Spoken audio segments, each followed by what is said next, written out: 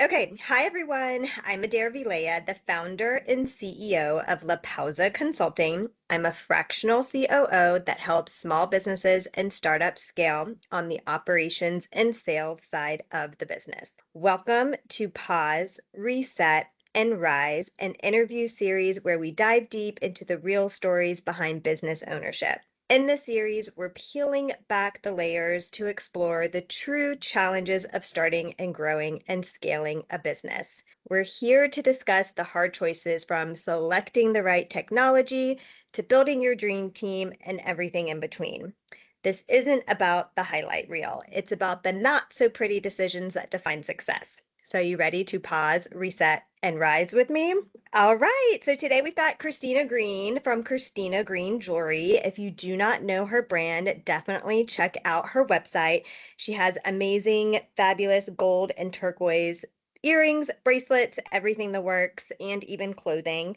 So I'll let Christina do a quick introduction of herself. She's based out of Houston, Texas, and I actually have on some of her earrings now. And actually, I think all of my interview series, I have on a different pair of her earrings. So I'm obsessed. So we'll let Christina do a quick intro. Hi, I'm so happy to be here today. Thank you so much for having me. And yes, definitely the turquoise and gold is my thing. But as you see that you are also in the pearl. So we just do a lot of natural stones, 18 karat gold plating.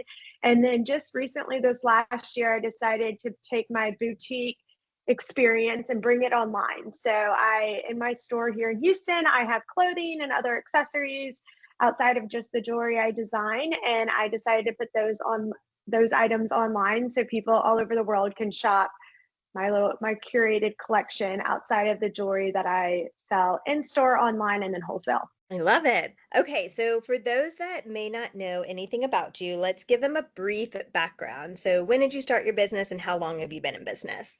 I've been in business now for about 14 years. Started back, I believe, however many, is that 2011? Whatever, I can't calculate at the moment. Yes, be 2011. And so I started, as many people do, a hobby, and took that hobby now into my job, my career. And so you started just hand making jewelry, doing wire wrapping. I was living in New York. Was attending Parsons after attending TCU. And at that time, I decided, I want to get more of an experience. I want to work, and I ended up getting another job outside of my internship working for a jewelry designer and learning the ins and outs of manufacturing jewelry, which is very different from just hand making it. A few years later, I decided New York was not my home and I wanted to come back to Houston, Texas. And at that time, I moved back and took a little bit of money out of my savings and started what is Christina Greene today. I love it. Very exciting.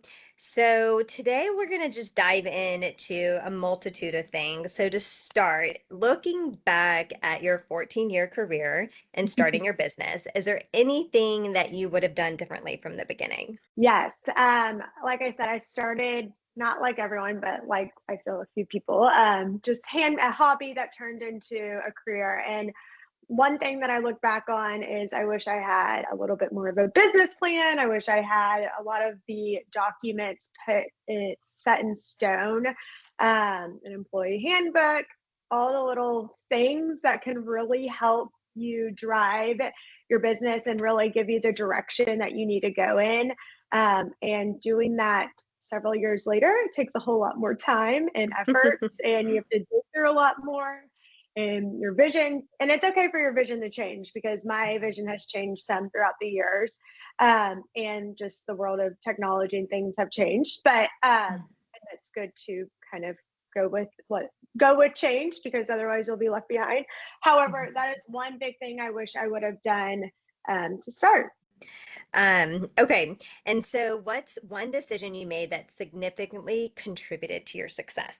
Gosh, I have different ones. I would say obviously hiring you was extremely helpful in these last 2 years, just really being able to kind of get onboarding documents together, helping with hiring, all my data. Data is something that I'm just not experienced in. I'm not a numbers person. am more of a creative, which is why I have a jewelry brand. And I'm sure a lot of people out there can relate to that, that when they open up their QuickBooks dashboard, they're like, what does this mean? And I'm very much graph. So I'll say that has been extremely helpful. Also very hard trying to get all the data organized and takes a lot of It's time. painful. That would be the most recent one. And I'm not just saying that because we're on this call together, but I think my team and myself has grown a lot. I mean, just yesterday, I had a new store manager starting, and I went through the onboarding and was like, oh no, the organizational chart is not updated. So went ahead and updated that. And it's just so nice to see that visible in front of you. And now it's printed and on our bulletin board in the back room. Love it. Yes, I would say, that's the same pain points for a majority of the clients that come to me, is that as a business owner, we're so stressed, you're pulled in a million directions, you're playing multiple roles. And I would say a lot of, no matter how many years into a lot of my clients' businesses, it varies based off of the team members we bring on, right? Like how much experience they have, or maybe people have shifted careers. And so they might have a really strong career path in some other field, but maybe not retail or e-commerce. And then, as you said, technology is constantly changing. So it's overwhelming, not only for the business owner, but for the employees to like constantly learn new things, understand the best plugins for Shopify. That's something that will never ever be an ever-ending process, right? So I'm still learning and growing on these things and constantly looking for the best of whatever it might be. And I've kind of talked about this with some of my other clients. It's like you kind of just have to decide, make the best decision at that moment, and realize that it could change, that in 6 months something better will come out. And that's unfortunate because you just took that 6 months to learn it. But it's something that, we just have to kind of like not be worried about the perfectionism of it and just do the best we can with the resources we have at hand. But yeah, I do love that you brought up the data. And I would say one thing that you're always really good at, though, even though you may not like the reporting and the dashboards, et cetera, is that you really do understand your business and your numbers. So I think you quickly were able to make decisions after you saw the dashboards, which is super powerful. So like once you saw it, you're like, okay, I know exactly what I want to do. I'm going to cut this, et cetera, and yada, yada. And then that really helped you change the trajectory just from, I think, preparing for even the tariff situation this year. So if you have any like insight or any things that you want to kind of talk about from last year and preparing for this year. Yeah, I mean, last year was really eye-opening for me, looking at my profit margins, what areas, even now looking at where I'm making, is wholesale, like wholesale obviously is a different profit margin than retail, the store is different, the overhead, everything, and just kind of looking at those numbers in a graph version is really nice for me. I will say the tariff is a headache because it keeps changing. And then, on top of that, it's just all dependent on where you're manufacturing. Luckily, we manufacture majority of our things in India, so we don't deal with as high of a tariff as some of these other brands that maybe do a lot of their work in China. However, we do our packaging in China. So that has hit us too, which is something that I didn't even think about. But I feel like everything's constantly changing with the tariffs. So it's hard to decide because I completely repriced. Well, I didn't make it live, but I completely repriced my products. And then I realized, well, wait, hold on. Let's wait and see actually what happens before I do this. Not massive jump, but just this not really even massive, but this jump in numbers, because you also have to be relative to the market, which is hard to do. Yeah. No, and I think that was huge even from last year, just all of the looking at the data and you analyzing it and having those conversations with us was like you actually did a ton of renegotiation last year. And I think that made this year less heavy for you as far as the impact. Yeah, last year was definitely me more redoing my website, going in and working with you, although we still work together. It's not as much of a capacity because we did all that big legwork last year, but last year was a really big year for me to spend money on the business, and get things in order, because then when things are in order, it's a whole lot easier to know what you're doing and have direction. Like I said, I wish I would have done 14 years ago, because there's definitely changes I could have made in the last, at least 10 years. But it's okay. Now I have that going forward. Yes, but I also feel like sometimes you have to have like that footing to like really know what it to appreciate it sort of, or to like Yeah. really know like the power of it or the use of it, or Hmm. to drill it into your team to take advantage of it. Because I think that's the hard For part for sure. some clients, depending on, if they're going back and forth of hiring us or not, like where, how are they going to use it? And most people come to me too, and they're kind of like, I don't know. It sounds like I need you, but I don't really know what you do and what I Yes. need. And it's like, it's okay. We'll figure it out. Like we'll come in Yeah. and connect with everybody, do all Yeah. the surveys and questionnaires, and then we'll give the direction for the project. But that's another interesting thing just for people in general is understanding the Shopify data. So you were really good. Like you didn't have even though I know there's still some things we're working through on some of the Shopify data, but overall, like your data was really clean and organized. I think the hard part for all of my clients and just everybody out there that I talk to in general is we have so many people that are in Shopify, right, on the teams that are helping assisting. And so they constantly might be leaving out something so small and minute that may not matter in that moment. But when it comes to analyzing things 6 months later or quarterly or whatever it might be, as we're looking at inventory or whatever it is that we want to use it for, then we start to be like, oh, wow, I wish I didn't leave out that one little, variant or metafield or whatever it is. And then all of a sudden it Right. helps Yeah. you realize like, okay, I could actually have used this information for yada, yada, yada. So that's something that we're kind of working on now is like figuring out how we can enhance the inventory side. So Yeah. I've kind of said in some of my other interview series, we don't support, businesses that are doing thousands of order inventory purchasing a day and things of that nature because our data is not live and up to date. But if anybody's doing that more of like a monthly or every 2 weeks, et cetera, looking at that, it will be helpful and powerful. But there's obviously other resources out there for people that need something real time and in the moment. But okay, so then let's kind of dive into a little bit. She briefly mentioned about the hiring process, that we might tap into that a little bit further, just about what we mean by the Sure. onboarding.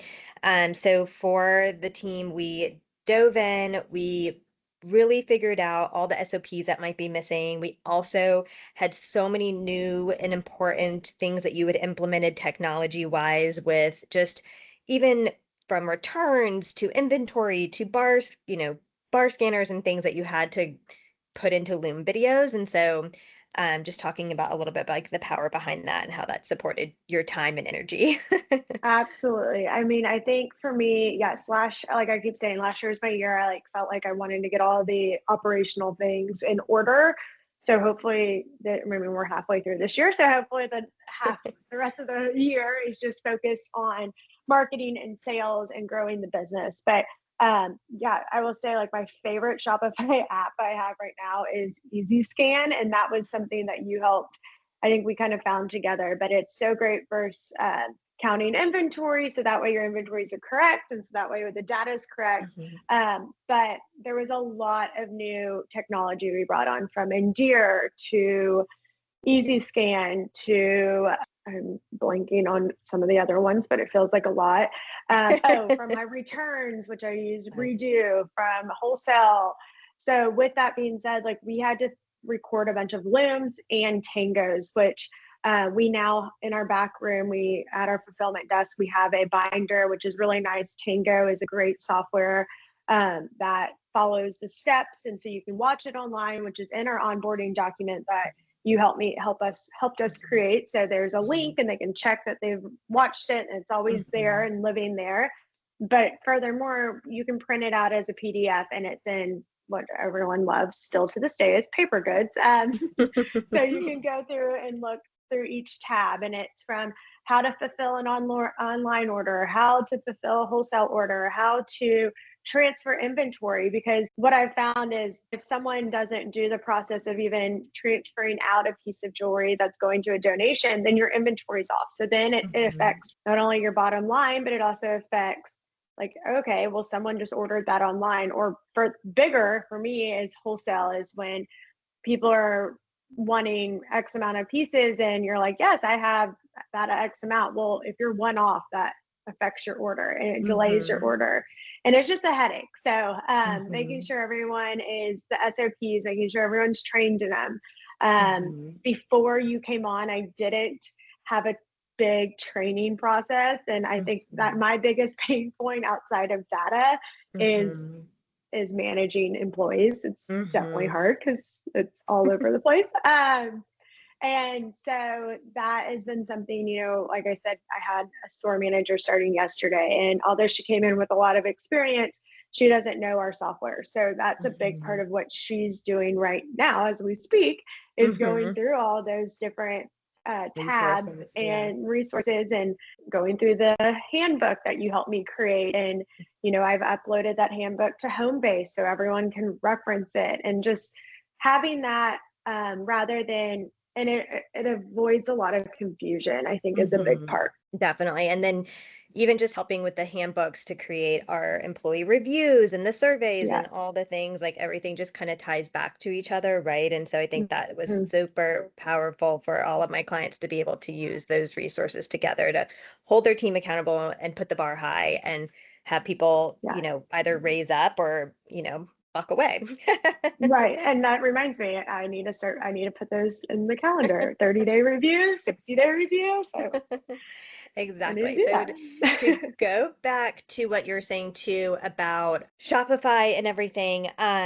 So, okay, there's two things. So before we get into Adair, because you were talking about that, let's dive really quickly. I love how your team organized your, you know, data when it came to events by adding different POSs, which really helped you analyze the business on the side of as far as looking at, you know, your data from that perspective. So when we looked at the dashboard, it was really powerful. And then from an internal standpoint for some people, they get worried about like having to move the inventory over to it, et cetera. Like, is that a long process? That's kind of one of the questions I get. So I hate inventory more than anything. Being a product-based business, it's from ordering it to what's selling, what's not. I mean, being a product-based business is difficult, especially when it comes to transferring inventory or, you know, not just, it's one more step and it takes a little bit of time for sure, rather than just packing it up and going to a show and coming back. But we used what I mentioned earlier, a app on Shopify that I found that's called Easy Scan. And we got this set up where it helps us transfer inventory. Originally, we were doing it through Stocky. We also tried to do it through Shopify, but Easy Scan seemed to be better for us. It also allows you to scan orders out. So let's say I'm fulfilling an online order. In order to fulfill that, myself or someone, whoever, let's say my name is, I sign in and it says, okay, Christina McAllen fulfilled this order. So then if someone ships the wrong item, I can look back and see who actually did that. Same thing with transfers. It puts the person's name. It says who transferred that order or transferred that inventory.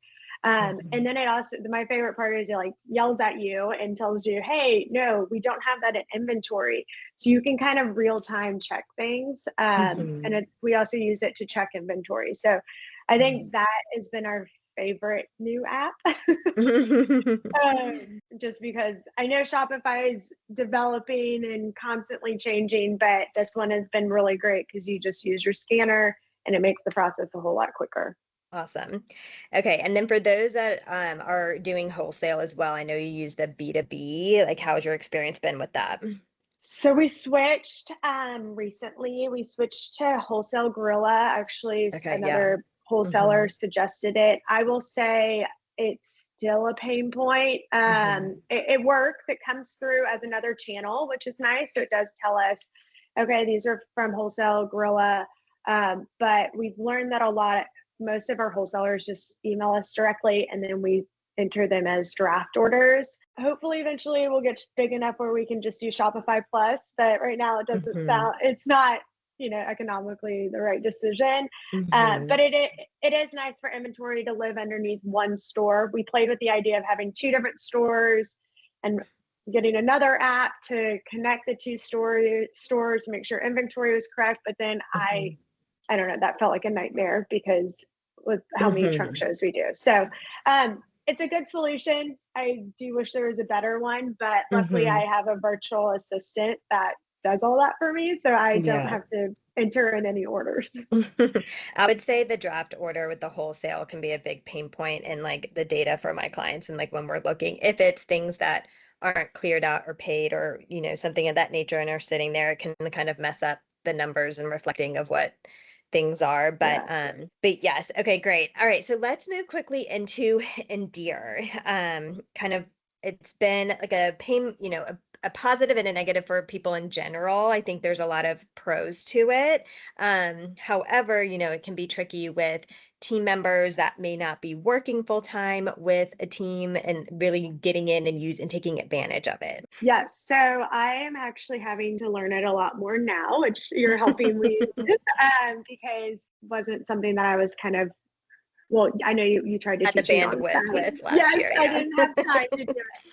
But I was playing with it, funny enough, this morning, and super simple. I just created a lookbook, sent a cute little text out, of course, use ChatGPT to help with creative, fun text to Mhm. send out. I'm so sorry, it's storming I know here, you're so fine. the dog is scared of thunderstorms. But I really am excited because you're about to help my new store manager and my new key holder with doing I guess the individual email or mess emails Personalization, and yeah. yes, personalization. So that's something customer service is one of our biggest things, and it should be for, I feel like, every single small business. But we have a lot of clients that have been with me from the beginning, and people that shop the jewelry, but also shop the clothing. So I really am excited for my whole team to learn the personalization, and so that they can go in, create different looks for those people. Then being able to track, my sales associates be able to get commission off of those by seeing that they've Mhm. purchased them, because although people like to come in store and shop, it's so easy to just do it quickly off your phone. I mean, Mhm. that's the nature Yeah. of the industry these days. But altogether, I love it. I mean, I'm excited to get in there, get to use it more, create, separate out the clients to the different sales associates, as Mhm. we finalize our team for this year. Yeah. And for those that don't know what Endear is, so it's technically a CRM, which in addition, it also has an email marketing capabilities and SMS marketing capabilities. So even if you have Klaviyo, we say Klaviyo is more for your marketing team and Endear Mhm. is more for your sales team. And so Yes. Christina had actually had Endear before I came on board, but then didn't have the bandwidth to really go forward with it. So they ended up stopping it, putting on pause, and then hired me, I think, like a year later. And then we kick started it again. And so I love helping teams roll it out because one, it's a very intuitive, easy quote to use for the sales associates. However, the setup process can be a pain point and learning kind of the nuances of just the random little tricky things of like depending on how the company was set up to begin with and their Shopify with their tags and their stores and how many stores do you have and online versus in store. And so there's a lot of things to kind of look at and analyze your data. And that's where we're talking about the personalization of it. So each of your sales associates will get assigned customers. I actually had a few other clients that implemented this as well. And so the first client that I had worked with, it was hard to get the sales associates bought into the process. But kind of after that year project, really figuring out the nuances, now it's like easier for me to go into a client and like already and tell what the pain points are going to be so that we can mitigate it, talk to the team about it, and then move forward. But we kind of like to call it the sales associates black book. So you kind of are helping them build their VIP client list. And their goal is to really build those relationships. So if they're in the store a lot, ideally they're going to have those customers that they have those relationships with, but taking it to another level, right? So every client that I work with does it a little bit differently, but we like to focus on mainly the people who've walked into this store and assigning customers to them, which is what we've done with your team. And then we can really help them, like Christina's talking about, all of the platform connects to Shopify. So anytime a new product is added, then the photos are instantly synced. And so you can create new lookbooks or product launch lookbooks, et cetera. And so Christina can send text messages with those photos being like, hey, we launched something new today, or hey, this dress just came in, or whatever the situation might be. And so then we do contests with the sales associates to help them compete against each other and also just have a new fun way, a creative outlet for them as well while the store is slow. So it's a great thing to put on their plate when foot traffic is down. Absolutely. And that's definitely something, we are still struggling with, is getting the girls in it and trained in it and excited about it. But our team has changed a little bit. So, we're over the last year. Yeah.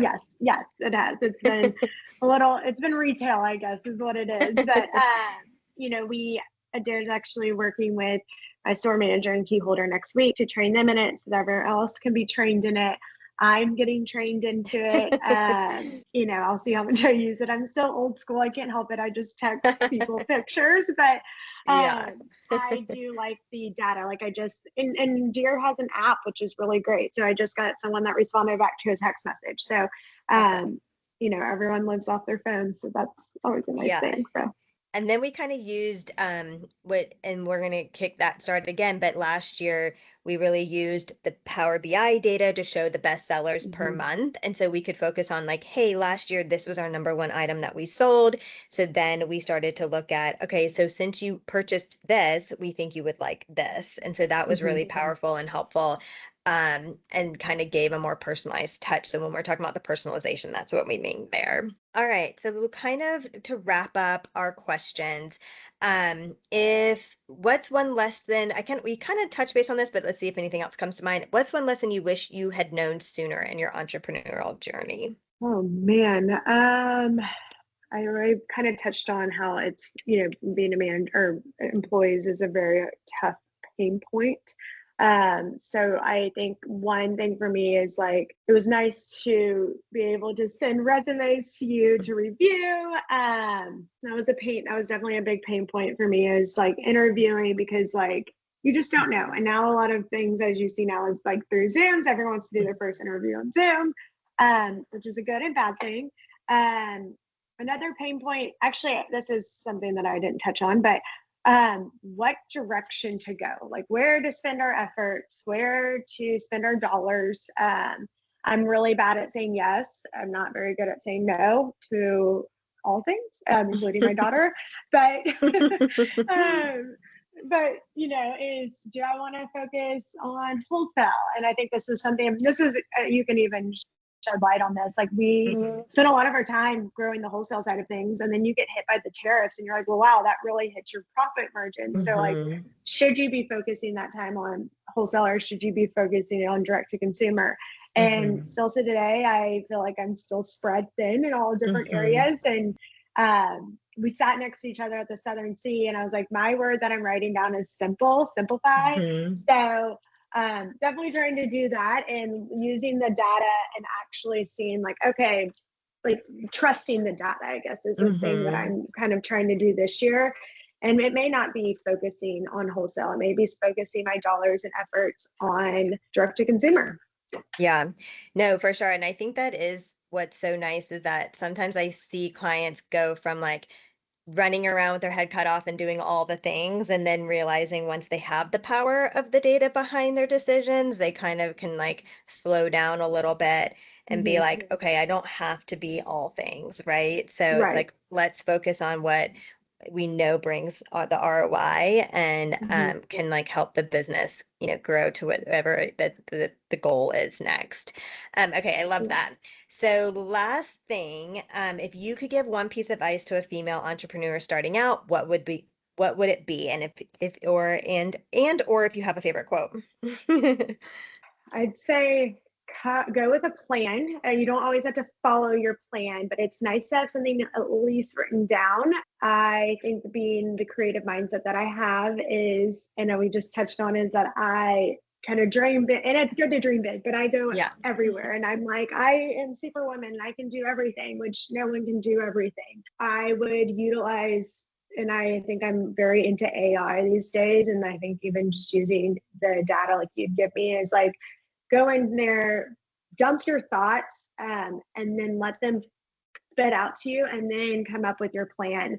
Right now, I think that's probably my biggest advice, but it's also okay to say yes to things that you're scared of. I mean, and kind of branch out there. That's a lot of different advice, but really just my biggest one is to try to write down some sort of plan, so you have some direction. And it's okay for that plan to change, but it's always good to have a good direction.